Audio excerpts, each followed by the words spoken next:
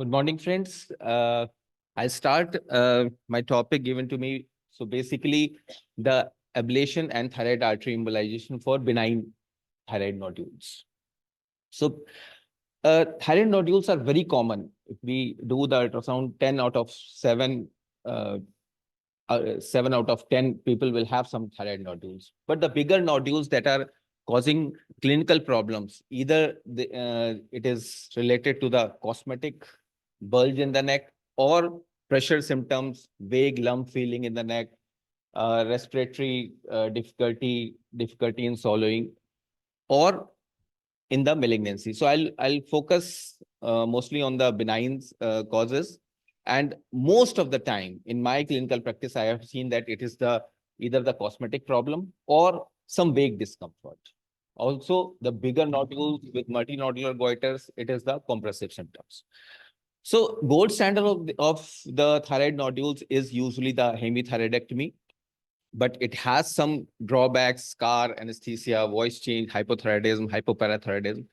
And surgical techniques has also improved, doing to prevent the scar, trans-axillary approach, robotic approach, or trans-oral approach for removing the thyroid.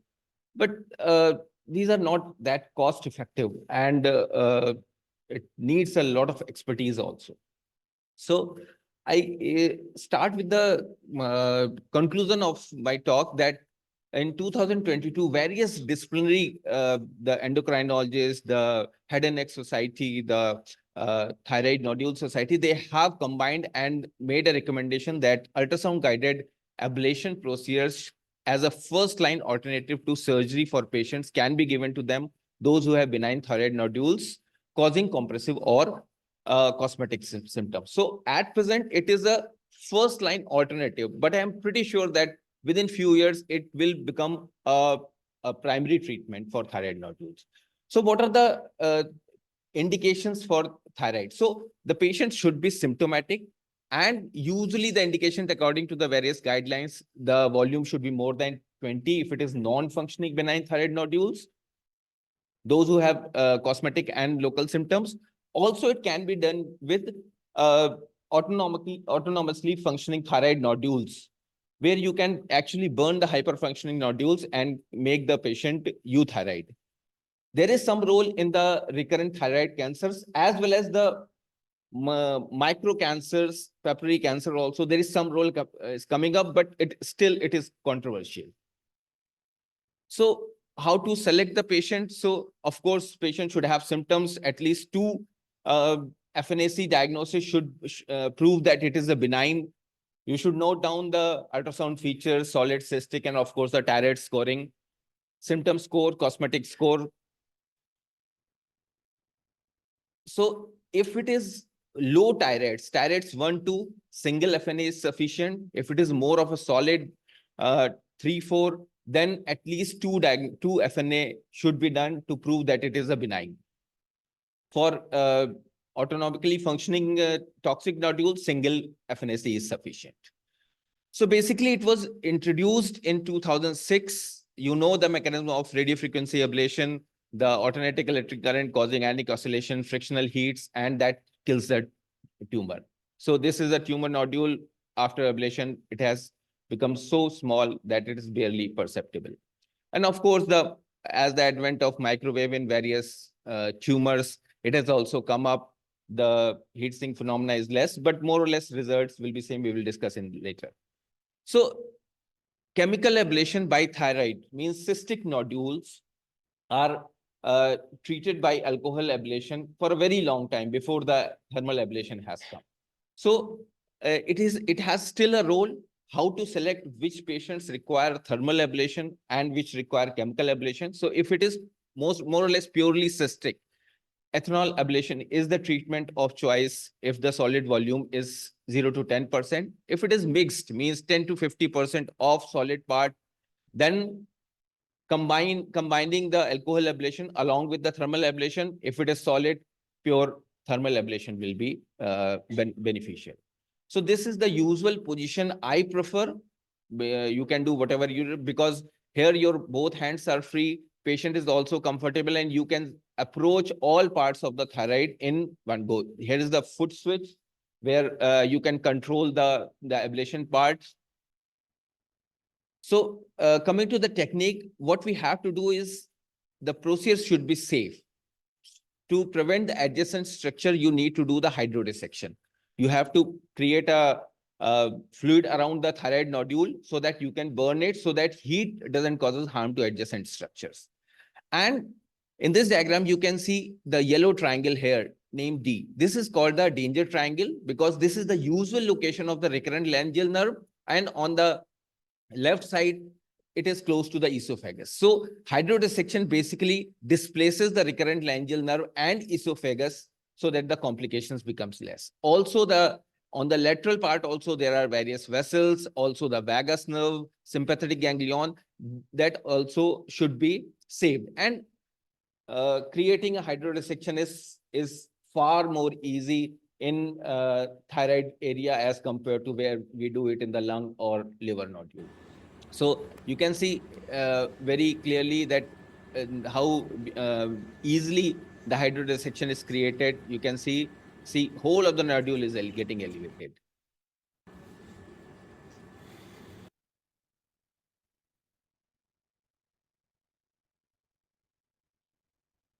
Entering the antenna, there are two approaches, transisthmic or lateral. According to the literature, medial or transisthmic approach is preferred because you are away from the danger area.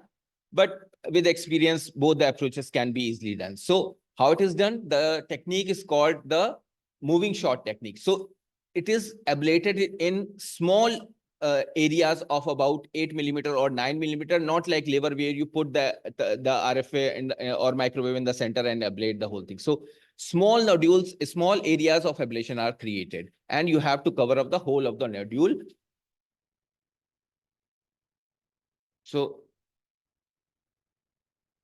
30 to 40 watts is usually you have to set your machine, and a particular area is ablated for 10 seconds. And again, you see the air bubbles as we see in the liver ablation. The air bubbles forms, and we are clear that that area is ablated. So you have to cover the whole of the area. And again, the moving shot technique is required. For solid cystic, what we have to do is first place the microwave antenna in the center, then place another needle, aspirate the cystic component, do the alcohol ablation, and after aspiration, alcohol instilled, wait for dwelling time of 5 minutes, and then thermal ablation of the solid part, and the wall of the cystic lesion is done. Follow up. So it's a daycare procedure. Usually we send the patient within 6 hours, telephonic interview, next day, 1-month visit for thyroid function test and to see the regression of the nodules and relief in symptoms at 3 months, 6 months. So this is before procedure, and this is, you can see how it has become significantly reduced. And this is the clinical picture. You can see complete disappearance of the swelling of the neck.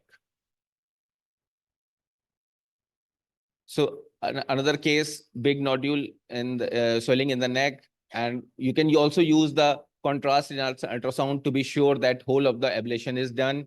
Again, moving shot technique, whole 5 minutes ablation, and you can see whole of the area is, the appearance has changed, and confirmed it on contrast ultrasound to make sure that whole of the area is ablated. And this, you can see the significant change in the size of the swelling. Complications, very less. Recurrent laryngeal nerve injury is reported in 1% of the case in the form of voice change. If it occurs, give steroid for 5 to 7 days in a tapering manner. And most of the time, the voice recovery, even it has happened in one of my case, usually comes back in 1 to 3 months.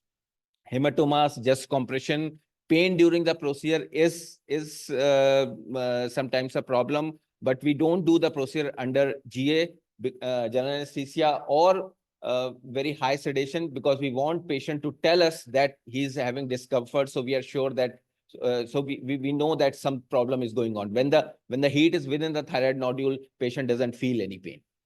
If we see the literature results, the volume reduction rate is ranging from 84% approximately in most of the studies, and more than 50% volume reduction is seen in 91% of the cases, and many of the nodules also disappears. Whether we require another session or not, so basically those nodules who have bigger nodules more than 20 mm might require another session, or if the clinical problems is not resolved.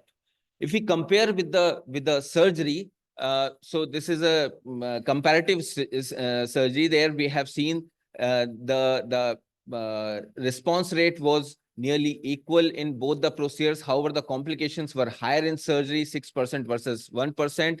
And also the hypothyroidism was significantly high in patients after surgery and very less in after the ablation, because we are not removing the normal tissue. So microwave ablation has also made its space in thyroid ablation, and our results are equivalent to radio frequency ablation. So we can say that it is a safe and effective treatment. Proper planning is important, and of course, hydrodissection is very important. Many people don't do the hydrodissection, but it is really helpful in complete ablation of the entire nodule margin, because these are the margins which are the cause of regrowth in long term, let's say 4 or 5 years, that the cosmetic problem again comes back. So try to complete ablate the nodules. Now, what about the nodules which are very big, more than 20 or even more than 100, or the multinodular goiter, retrosternal goiter? So here the ablation possibly will not be that effective, because 20 cc is the usual volume where we can ablate in one session. What about the bigger nodules? So again, the surgery is the gold standard. Patients who have retrosternal goiter, surgery is definitely associated with higher complication rate in the form of recurrent laryngeal nerve injury, hypothyroidism, hypoparathyroidism, and the mortality rate is also there, even if it is going retrosternally as compared to the cervical goiter. So if the nodule is more than 20 or 30 cc, it will be more time consuming. Multiple sessions may be required. As you can see this in study, if it is more than nodules, number of sessions were significantly high, and the overall volume reduction rate, if it goes above 30 cc, the volume reduction rate is also less. So and it is very cumbersome for the patient to every 1 month or 3 months come for 2 or 3 settings, and the cost effectiveness doesn't allow this. So thyroid artery embolization helps because it has higher volume reduction if there is a big prominent nodule on the one lobe, or it is a multinodular goiter. So very less studies have described this. This is a latest article where they have done the large solitary symptomatic nodules through transradial approach. And for multinodular and bigger nodules, the radioactive iodine has been traditionally used, but it can lead to the hypothyroidism and retrosternal goiter. As I have discussed, the radioactive iodine is usually not successful, and surgery is the only effective treatment which has high morbidity. So if we see the history of thyroid embolization, it is used in 2002, 2007 article. You can see the thyroid artery embolization is used for control of the symptoms of the Graves' disease. And there people have shown that in both these studies, the volume reduction was there in terms of 30 to 50% in 6 months. So people become curious, and there is a lot of literature available on the Graves' disease control. So for these patients, how to select this? So patients in this study, they have taken the dominant large nodule more than 20 with solid portion, who are symptomatic, and taken the all the parameters that I have discussed. So coming to the anatomy, we all know the superior thyroid artery arises from external carotid artery, and the inferior thyroid artery comes from the thyrocervical trunk. In 10% of the cases, there is a direct artery to the inferior part of the thyroid, which is called the thyroid ema artery.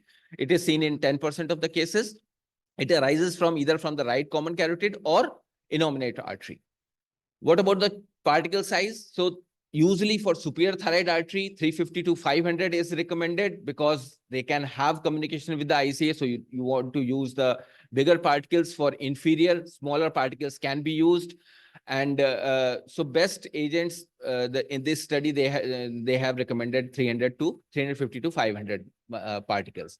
And what they have recommended is embolize 2 or 3 arteries to prevent the hypoparathyroidism. Leave one artery definitely, so that it will take care of the functions in the future. And endpoint is the classical embolization, 6 cycles, stagnation. And of course, the cone beam CT also helps in seeing that we have covered the whole of the area and non-target embolization. This is, I will take some time here. So these patients, when we embolize the thyroid tissue, it leads to the release of thyroxine hormone, and even clinical and subclinical thyrotoxicosis is seen in many of the patients. So what we do is that we give steroids, 8 milligram IV OD on the day of the procedure, and then 4 milligram ODs for 4 to 5 days. Also, the beta blocker is given to reduce the symptoms of hyperparathyroidism. We start it 1 or 2 days prior to the procedure. And after that, we give neomerconazole, which is basically anti-thyroid medications to take care of the thyrotoxicosis. And patients are sent with steroids and beta blocker and anti-thyroid, and follow up as usual of any ablation. So this study, the 6 patients, they have shown that 3 months volume reduction was 86%, 92%. So very good volume reduction rate. And also the appearance score, the VAS score is also, and no significant complication they have mentioned.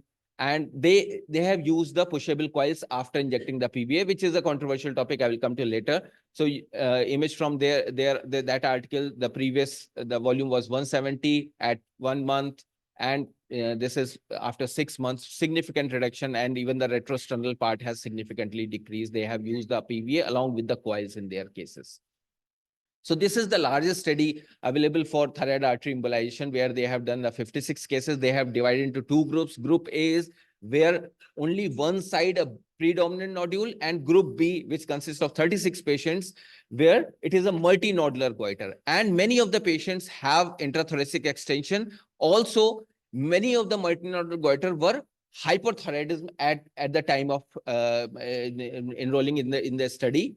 And they have used the PVA particles. Again, they have used the coils in initial patients, but they stopped because we know the concept that we should not block the parent artery, so that we can treat it in the later part. And they have shown a very good response rate in the volume reduction, the intrathoracic extension part, the hyperthyroid score. So the patients, many of the patients become euthyroid after the embolization. And not much complications. One patient had blurred vision, hoarseness of voice, groin hematoma. So no very significant complications. So basically, that in their study, their trans-artery embolization leads to a reduction of 69%, which is comparable to percutaneous ablation for small nodules. But these are the bigger nodules, and where the ablation might not be that effective. So these are the cases. You can see the significant reduction in size as well as the enhancement. So we have recently started about 1 year back.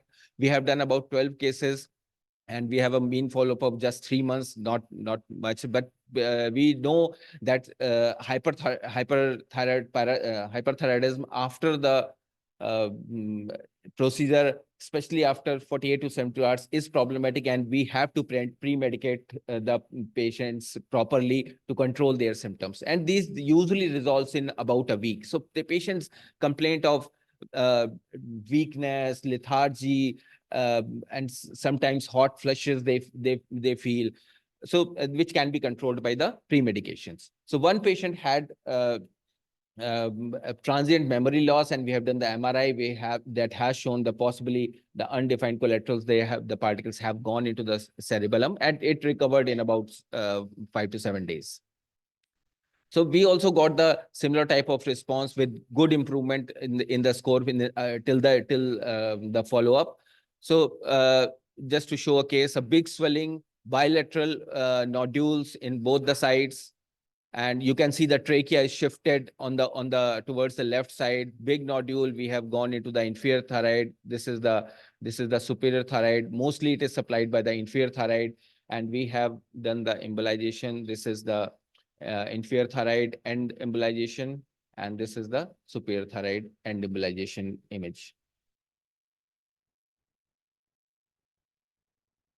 And this is the response. You can see there is significant reduction in the overall appearance. So with this, I conclude my talk that these procedures are very effective in overall treating the benign condition of the thyroid, and possibly they will become soon a first line therapy.